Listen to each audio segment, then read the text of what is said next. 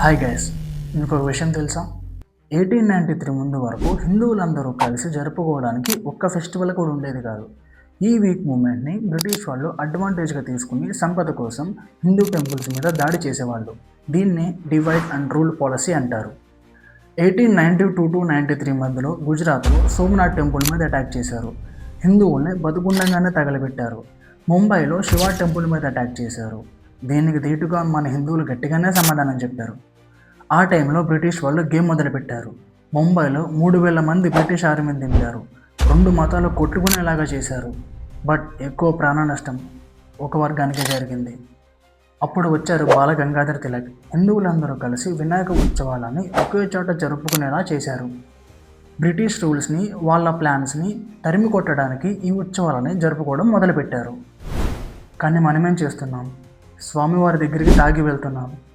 నిమజ్జనం దగ్గర సినిమా పాటలు పెడుతున్నాం, గొడవలు పడుతున్నాం. వినాయక చవితి మెయిన్ మోటో హిందువులందరూ ఒక్కటే అని చెప్పడం, అంతేగాని వాళ్ళ మధ్య ఐక్యత లేదు అని చెప్పడం కాదు. ఈ వీడియో కొంతమందికైనా అర్థమైంది అని నేను అనుకుంటున్నాను.